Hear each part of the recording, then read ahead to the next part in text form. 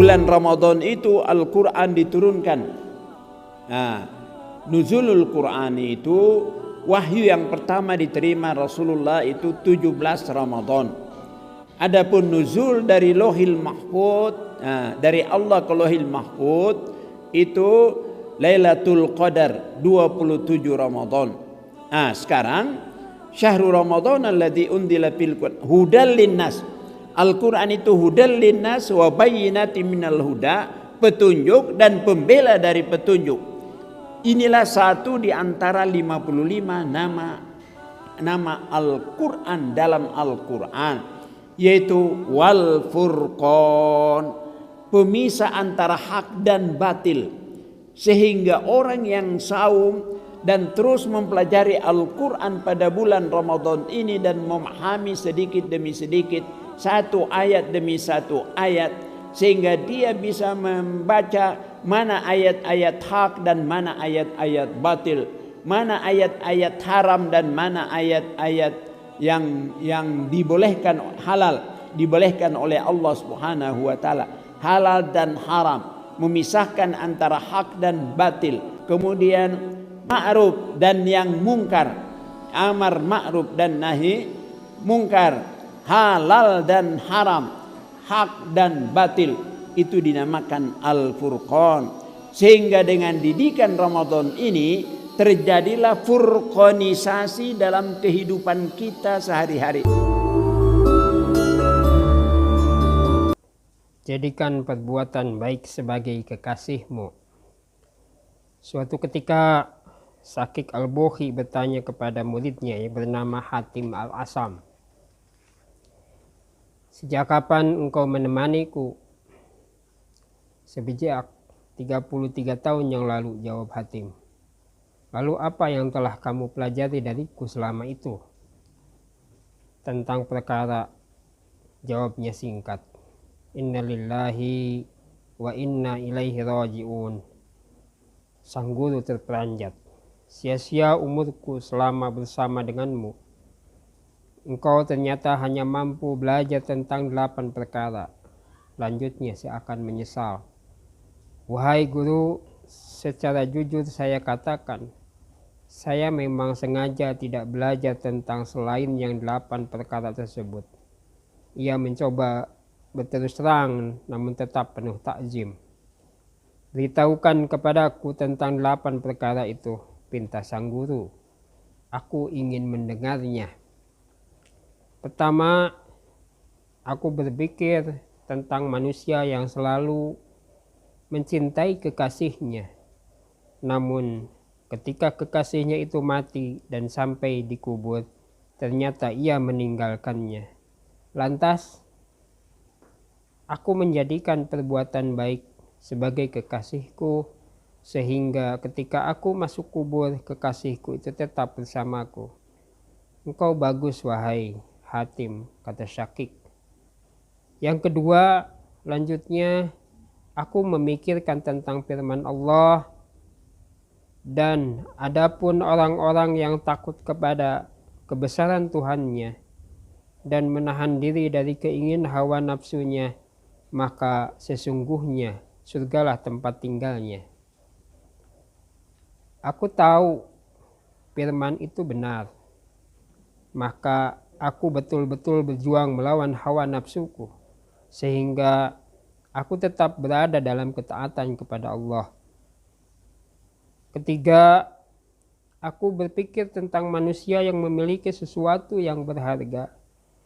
Ia mengagungkan dan betul-betul memelihara sesuatu itu. Lalu ketika aku memikirkan tentang firman Allah, apa yang ada di sisimu akan lenyap, dan apa yang ada di sisi Allah adalah kekal. Maka setiap sesuatu yang berharga yang aku miliki, aku pasrahkan kepada Allah supaya tetap dipeliharanya.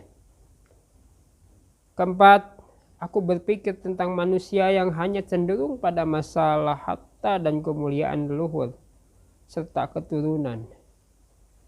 Semua itu tiada berguna sedikit pun, sebab Allah berfirman, sesungguhnya orang yang paling mulia di antara kamu di sisi Allah ialah orang yang paling bertakwa di antara kami. Makanya aku mengerjakan ketakwaan sehingga aku menjadi orang yang mulia di sisi Allah. Kelima, aku berpikir tentang manusia yang paling menghujat dan melaknat antara satu dengan yang lain. Semua itu berawal dari hasad terhadap apa yang diperoleh dalam kehidupan mereka. Padahal Allah berfirman, kami telah menentukan antara mereka penghidupan mereka dalam kehidupan dunia. Karenanya aku tinggalkan sifat hasad dan aku tinggalkan manusia. Aku tahu bahwa pembagian rezeki itu dari Allah. Makanya aku tinggalkan manusia-manusia yang memusuhiku. Keenam, aku berpikir tentang bagaimana manusia yang berbuat zalim, melampaui batas, dan saling bunuh dengan sebagian yang lain. Lantas aku kembali pada firman Allah, sungguhnya setan itu adalah musuh bagimu, maka anggaplah ia musuhmu. Sebab itulah aku memusuhi setan dan betul-betul berjuang supaya tidak terkecoh dengannya. Allah sudah memberikan kesaksian bahwa syaitan adalah benar-benar musuh kita. Makanya selain kepada syaitan, aku tidak memusuhi siapapun. Ketujuh, aku berpikir tentang sebagian manusia yang hanya demi mencari sesuap nasi, ia menghinakan dirinya dan memakan barang-barang yang diharamkan. Padahal Allah berfirman, dan tidak ada suatu binatang melata pun di bumi, melainkan Allah lah yang memberi rezekinya. Sedangkan saya termasuk binatang melata tersebut, yang rezekinya ditanggung oleh Allah. Karenanya itu, aku menyibukkan diri dengan perkara-perkara yang diwajibkan Allah kepadaku, dan aku tinggalkan segala perkaraku yang telah ditanggung Allah. Kedelapan, aku melihat kebanyakan manusia itu menyerahkan urusannya kepada sesama mereka sendiri. Padahal Allah telah berfirman, dan barang siapa yang bertawakal kepada Allah, niscaya Allah akan mencukupkan keperluannya. Maka aku pun berserah diri kepada Allah, sebab dialah yang akan mencukupiku. Saat itu Syakik Al-Buhi langsung menimpali, wahai Hatim, semoga Allah memberimu pertolongan. Sungguh aku telah merenungkan isi kitab Taurat, Injil, Zabur dan Al-Quran. Di dalamnya aku dapat menyimpulkan bahwa semua kebaikan itu terkandung dalam 8 persoalan yang telah engkau sebutkan tadi. Jadi barang siapa yang bisa mengamalkan 8 perkara tersebut, berarti ia telah mengamalkan kandungan dari 4 kitab itu.